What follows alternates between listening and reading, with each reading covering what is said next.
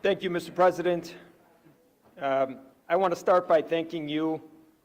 I want to stay as respectful as possible, because you nor anyone else in here should be disrespected. We are colleagues, and I respect each and every one of you for the work that you do for your communities. I respect the fight in each and every one of you. I thank you because you helped form a collaborative caucus. 15 members from all different walks of life with different political ideologies came together with one common goal: to fight for the people of this city, to fight on behalf of Chicagoans, working class Chicagoans, to put Chicagoans first. We had members from the Gay Caucus, the Black Caucus, the Hispanic Caucus, Women's Caucus.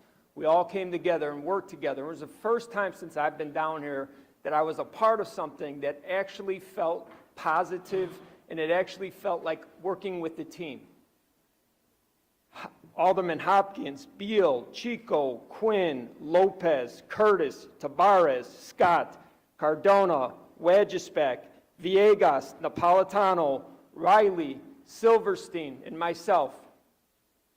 I respect each and every one of you and the time and effort that you put into fighting for Chicagoans. This is what I have asked for repeatedly from a year ago when I came down here, and I said, I actually bet my entire year's salary. And I said, I guarantee we'll be back down here in November because of the money that we are spending on migrants as opposed to Chicagoans, and we're going to ask for a property tax increase.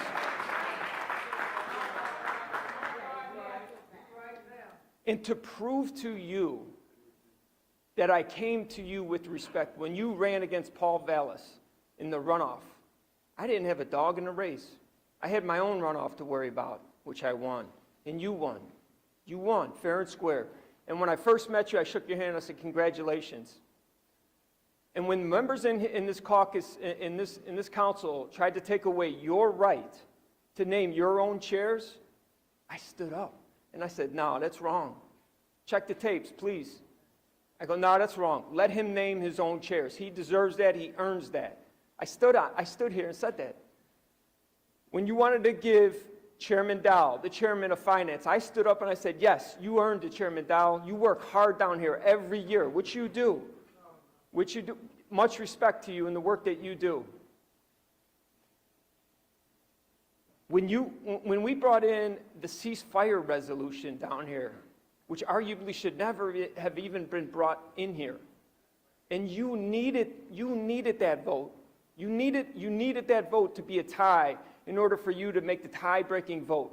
I never came to you and I said, hey man, I need this for my community. I know you need me right now, but I need this. No, I voted on behalf of what I thought was right, on behalf of my community. And I voted for that ceasefire resolution to prove to you that I came here with goodwill, with my hand out to you, to say, hey man, I'm willing to work with you. Any of the appointments that you have, I always say, if they're from Chicago, man, I'm with it, man. And I always say, great job, Mr. Mayor. But like Alderman Quinn, who I can hear it in his voice, he feels disrespected, his community feels disrespected.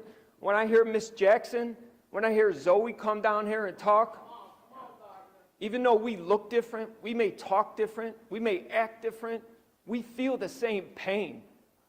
And that's what we have in common. And that's what you're starting to see around here.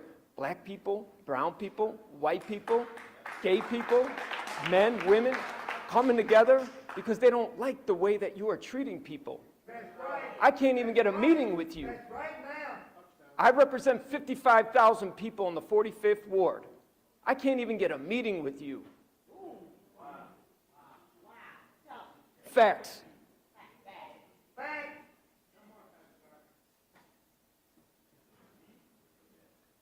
The reality is that I'm not trying to be your enemy. And many people in here feel the very same way. We're trying to work with you, but we don't. We're shut out. We're shut out of everything. That's facts. I have proven through my track record. Please check the tapes on everything that I said. I have proven, with my hand out to you, I'll work with you. Anytime you come to the 45th Ward, you know what the first person is standing there when you get out of your car? Me. Welcome to the ward. Mr. Mayor, I respect the position. Even though our political ideologies might be different, I respect the position. But what I can't respect is you continuing to disrespect me. Because when you disrespect me, you disrespect the 55,000 people that I represent, that I was voted to represent. Now, I don't want to make it personal, but you're making it personal.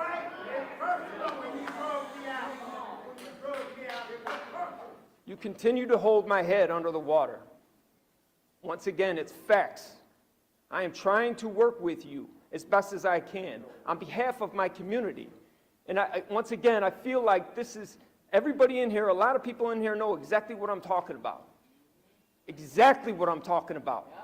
I'm trying to work with you, but you don't want to work with me. You don't want to work with my community.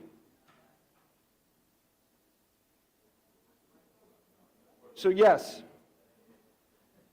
I'm standing with a lot of the people who were trying to take power away from you, and I stood with you. I stood with you. I said, no, man, that's wrong. He earned it. He's the mayor of Chicago. He got voted in. He won fair and square. He's the better man. He won. But you still want to disrespect.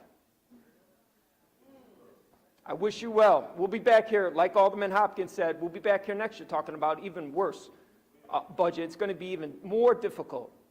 I suggest over the next year, I beg of you to start talking to some of the members. There's only 50 of us in here. We can't even talk to you. There's many of us who are willing to work with you, and I am one of them. But if you continue to shut the door on me and my community, I have no choice. So I'm against this budget. Are there any other alders that wish to speak to these items? Any other alders that wish to speak?